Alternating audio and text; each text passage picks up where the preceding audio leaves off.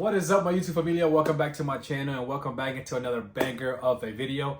In today's video, we're going to be discussing the topic of my symptoms with a hiatal hernia. I got diagnosed for the first time with a hiatal hernia in August of 2016, and my hiatal hernia was about 2 to 4 centimeters wide, I believe. It wasn't too big, but the reason I even had it repaired is because I was going for a knee lubrication anyways.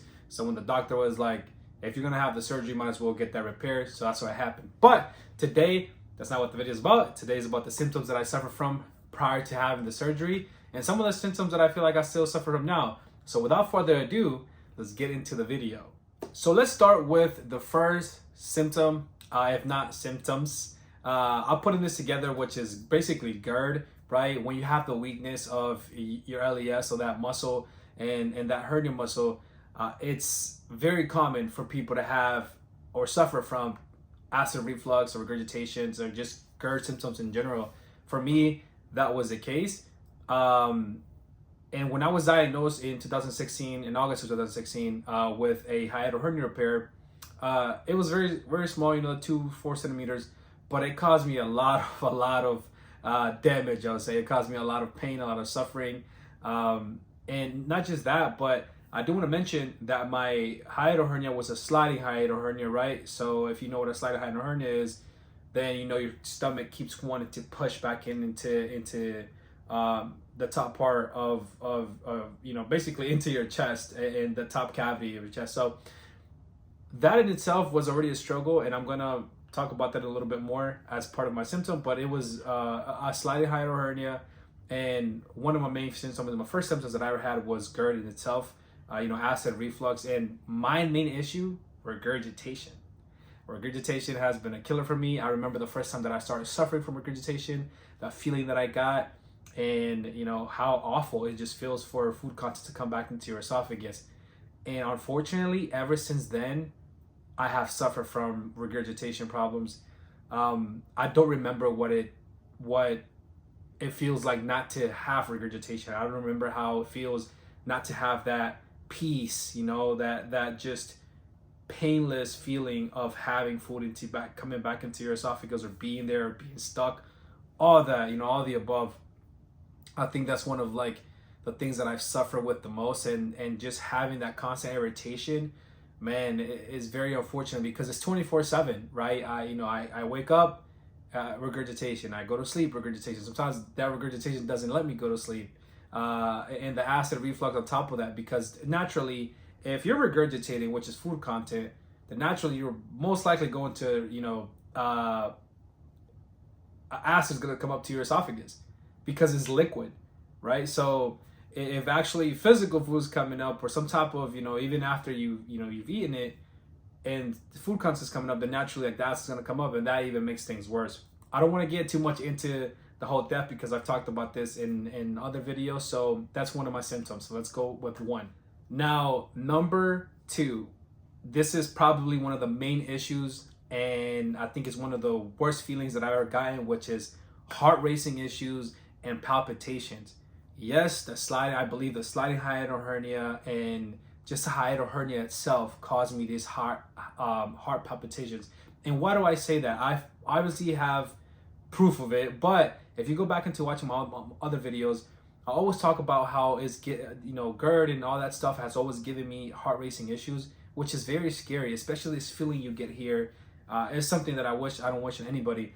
But the reason I say that is the beginning, when I first ever really, my trigger started in June of 2016.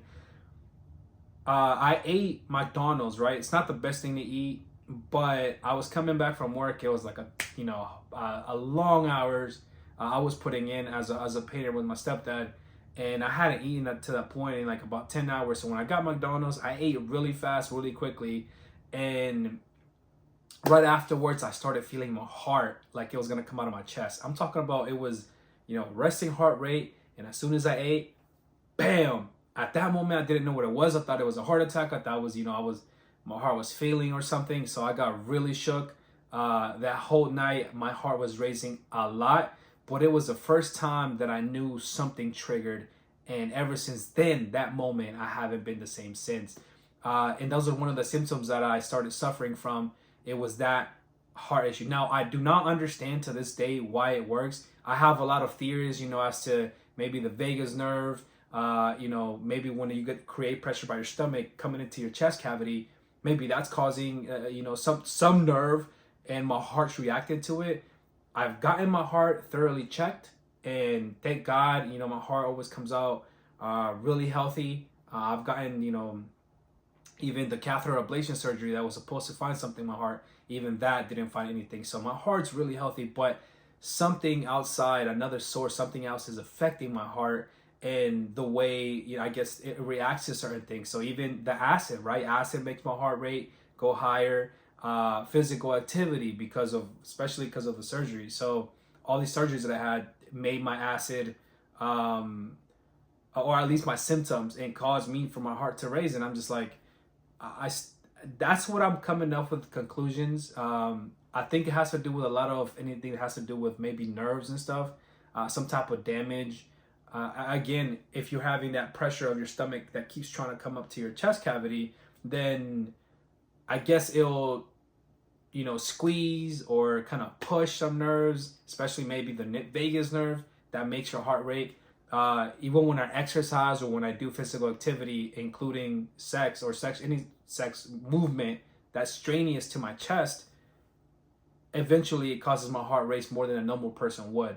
And, that's very, very unfortunate. Even the way sometimes, let's say if it does get really high and I get some palpitations and then eventually I start resting, even the time it takes from a heart rest to go down, sometimes is longer than a regular healthy person.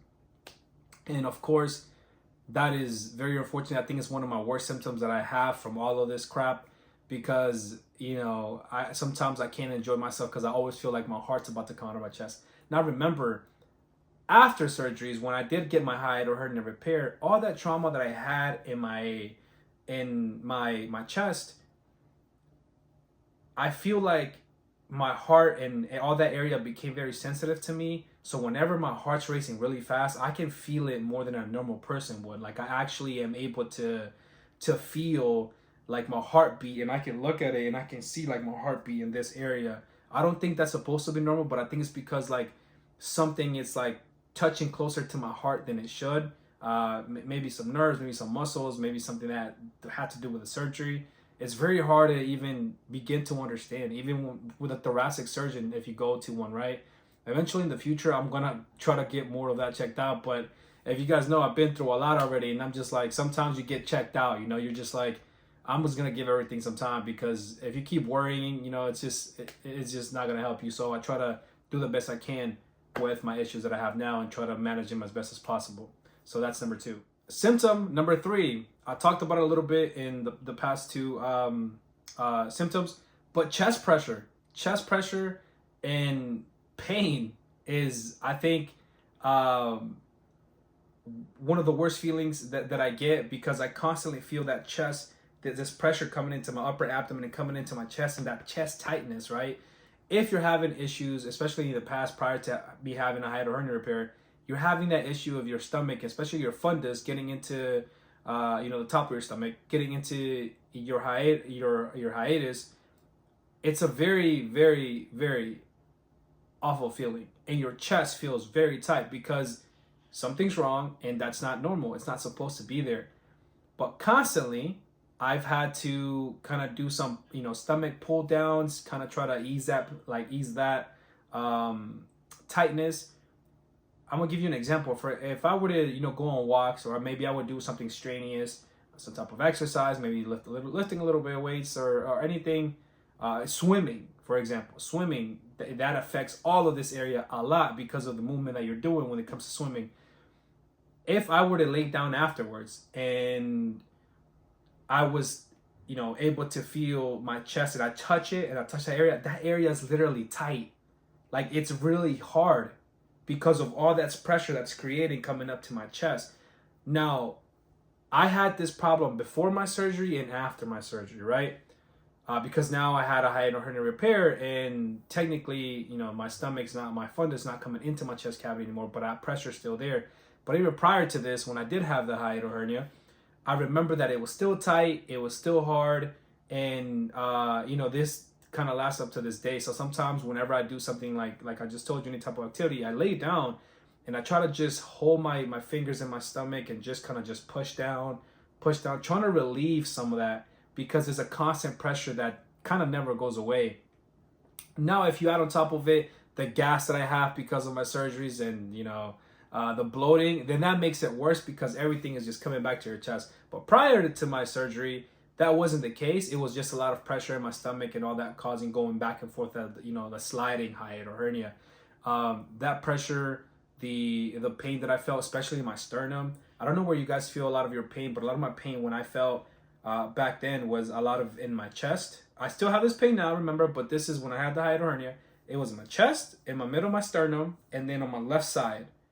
And it kind of aligns to where your stomach's at, right? Because your stomach's in your left, your left quadrant, so top quadrant. So it kind of aligns to where everything was at, especially on my left side and like my left bone and something like where the ribs end down here, down here.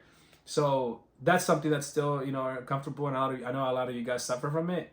And that was one of, I think these are like my top 3 that have been probably the worst from the sliding hiatal hernia. So guys, those were my top 3 hiatal hernia symptoms. I feel like those are the major ones for me. Anything else is, you know, kind of a derivative of that, or it's deriving from that problem, those 3 problems that I just talked to you. And, you know, it's coming from all of that. But those were like my 3 main issues that I feel like I really had. And to this day, I still have them even after having my surgeries, which is very unfortunate. But you know, it's just my story, and we'll try to figure a way to get better. If not naturally, if not surgically, then God willing, it's a miracle, right? So let me know what kind of symptoms that you guys had in the past, or that you're having because of your hiatal hernia. I'll probably be able to relate to most, if not all of them. And if not, let me know what kind of symptoms that you have that I haven't mentioned on here. I always love to learn and get more information on what people go through, because it helps me a lot as well to understand, you know, how amazing and beautiful the anatomy of the body is, but at the same time, how complicated it really is. So thank you guys for watching. Hope you guys got something from this video. Hope you enjoy it. I'm thinking about starting a podcast soon for myself, but I'll be announcing that in the future if it comes to reality. Just giving you an update of where I'm at. But if you have any ideas on like what I can do for my podcast or what I can have, I would love to do that and create a new channel for that. But for right now, hope you guys enjoy this video. Take care of each other, love each other. Remember, man, it's always good to pass on at least a lot of information, helping people, educate people. It's all love in this world, man. So leave your legacy behind. Don't forget that. And if you're going through a lot in your life, I understand. I've been there. I'm going through that. You're not alone, okay? You're not alone. Reach out to friends, reach out to families. I mean, comment on the comment section. I have a whole community that, you know, some people stop by with one comment, some people subscribe and, you know, they stay here for a long time. It doesn't matter. You know, just remember that you're not alone and that you are loved. And if nobody's told you that, but I'm telling you that today. So, you know, don't forget that. As always, take care of yourself. Much love. See you guys in the next one. Peace and love, baby.